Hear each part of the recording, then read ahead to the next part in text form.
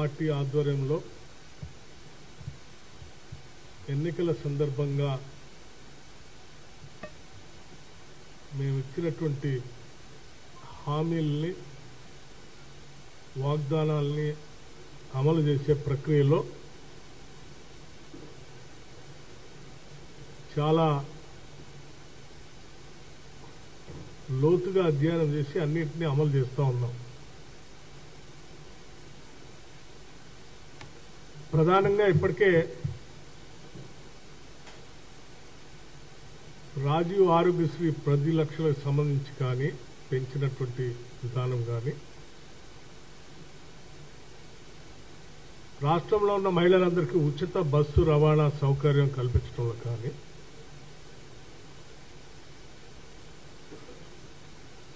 $200 యూనిట్ల లోపు కరెంటు ఉచితంగా ఇచ్చే స్కీమ్లో కానీ, $500 గ్యాస్ సిలిండర్ అందించే దాంట్లో కానీ, అనుకున్న సమయం కంటే ముందే త్వరితగతిన అందించి ముందుకు పోతా ఉన్నాం. దాంతోపాటు రుణమాఫీకి సంబంధించి కూడా త్వరలోనే చేయబోతా ఉన్నాం. దీనికి సంబంధించి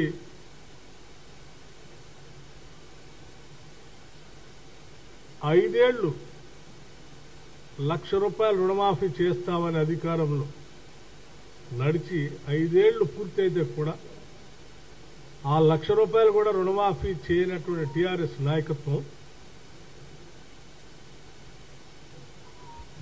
కాంగ్రెస్ ప్రభుత్వం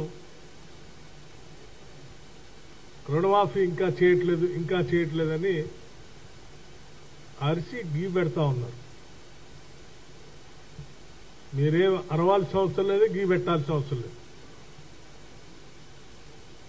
కాంగ్రెస్ పార్టీ ప్రభుత్వం ప్రజలకి మేము ఇచ్చినటువంటి వాగ్దానాన్ని తూచా తప్పకుండా అమలు చేయాలనేటువంటి అంకిత భావంతో మేము ఉన్నాం ప్రజల కోసం. తప్పనిసరిగా త్వరలోనే ఆ శుభవార్త కూడా వింటారు. అలాగే రైతు భరోసా సంబంధించి కూడా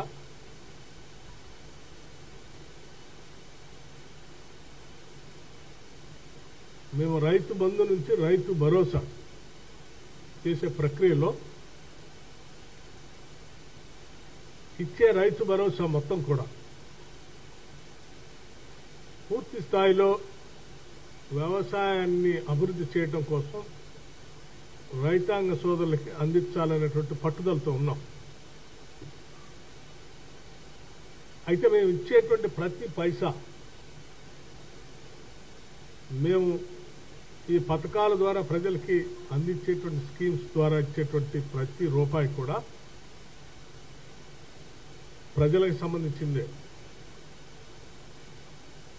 ప్రజల ద్వారా కట్టినటువంటి పన్నులు, వాళ్ళ శ్రమతో చెమటతో కట్టినటువంటి పన్నులతో వచ్చినటువంటి ఆదాయంతో చేస్తున్నవే, ఇవే మా సొంత డబ్బులు కాదు. ప్రభుత్వ పరంగా కస్టోడియన్గా ఉండి ధర్మబద్ధంగా న్యాయబద్ధంగా ఈ రాష్ట్ర అభివృద్ధి కోసం ఉపయోగపడేటట్టుగా ప్రతి పైసాన్ని ఖర్చు పెట్టాలన్నదే మా అందరి ఆలోచన. రైతు భరోసా సంబంధించి రాష్ట్ర ప్రభుత్వం నేను చూసుంటారు, ఒక సబ్ కమిటీ కూడా నియమించింది విధి విధానాలు నిర్మించడం కోసం. సో విధి విధానాలు నిర్ణయించేటప్పుడు మేము సొంతగా నిర్ణయాలు చేయదలుచుకోలేదు. ప్రజల డబ్బు ఇచ్చేది ప్రజలకి, రైతులు. సో ప్రజలందరి మధ్యలో చర్చకు పెట్టి అన్ని జిల్లాల్లో కూడా సాధ్యమైనంత వరకు పాత 10 జిల్లాల్లో స్టేక్ హోల్డర్స్ అందరితో మాట్లాడి అందరి అభిప్రాయాలు తీసుకున్న తర్వాత ఆ అభిప్రాయాలన్నింటినీ కూడా కూలంకషంగా కూర్చి డెఫినెట్గా రేపు పొద్దున జరిగేటువంటి బడ్జెట్ సమావేశాల లోపలనే ఒక రిపోర్ట్ ప్రభుత్వానికి ఇచ్చి ఆ రిపోర్ట్ని అసెంబ్లీలో చర్చకు పెట్టి అంతిమంగా అందరం చర్చించిన తర్వాత విధి విధానాలు రూపకల్పన చేసి దాన్ని కూడా చేస్తాం. సో ఈ నిర్ణయాలు చేసే ప్రక్రియ అంతా కూడా మేమేదో 4 గోళ్ల మధ్యలో కూర్చొని మా ఇష్టాన్ని రీతిగా చేసుకుంటున్నామని ఎవరైనా అక్కడెక్కడ మాట్లాడుతూ అన్నట్టు వార్తలు వింటున్నాం. ఏం లేదు, మాది చాలా ట్రాన్స్పరెంట్ ప్రభుత్వం. ప్రజలకి అకౌంటబుల్గా కూడా ఉండాలనుకుంటున్నాం. ప్రజల కట్టే ప్రతి పైసను కూడా ఎవరికి ఇవ్వాలి, ఎవరి కోసం ఖర్చు పెట్టాలనేది ప్రజల్ని అడిగి వారందరి అభిప్రాయాల మేరకే ఖర్చు కూడా పెడతాం. సంపద సృష్టిస్తాం, పంచుతాం. ఆ పంచే ప్రక్రియ కూడా ప్రజల ఆలోచన మేరకే చేస్తాం. త్వరలోనే ఈ సభలో సమావేశాలు కూడా ఉంటాయి. రైతాంగ సోదరులందరితో మాట్లాడతాం, ట్యాక్స్ పేయర్స్తో మాట్లాడతాం, even EVS workers, indirect tax pay చేసే వాళ్ళతో మాట్లాడతాం, అందరి మీడియా మేధావులతో మాట్లాడతాం, అందరితో మాట్లాడతాం. ఈ క్యాబినెట్ సబ్ కమిటీ ఒక నిర్ణయం తీసుకొని అంతిమంగా we will submit A report. దాన్ని ఆ రిపోర్ట్ని సభలో పెట్టి చర్చించి we will announce that also. So మీరు ఏ రకంగా చూసుకున్నాక ఏ ఒక్కదాన్ని కూడా మేము వదిలిపెట్టమని చెప్పడం కోసం మీకు చెప్తా ఉన్నాం.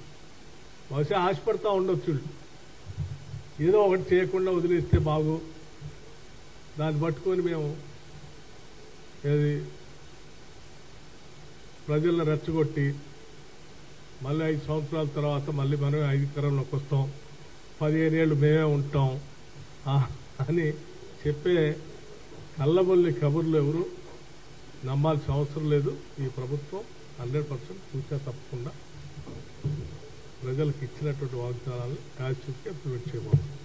ఈవెన్ ఇంక్లూడింగ్ ఉద్యోగాలకు సంబంధించి కూడా జాబ్ క్యాలెండర్ త్వరలోనే ప్రకటిస్తారు.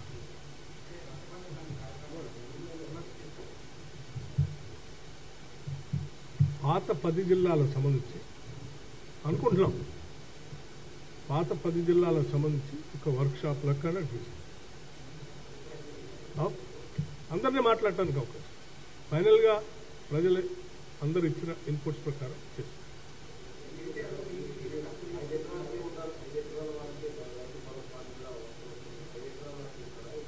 నేను ఇప్పుడే చెప్పాను చాలా స్పష్టంగా, 4 గోడల మధ్యలో కూర్చొని మేము నిర్ణయాలు చేయము. ఎవరైనా ఎటువంటి తప్పుడు ప్రచారం చేస్తే కూడా నమ్మబాకు.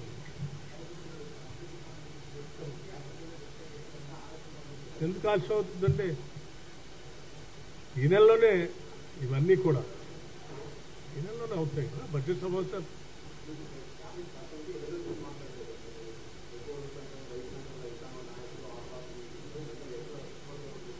చెప్పాను కదా, ఈ బడ్జెట్ సమావేశాల లోపలనే వీటన్నింటినీ ప్రక్రియ పూర్తి చేసి 15th కల్లా రిపోర్ట్ కూడా ఇవ్వని అడిగారు. 15th లోపలనే రిపోర్ట్ సబ్మిట్ కూడా చేశారు. అమ్మా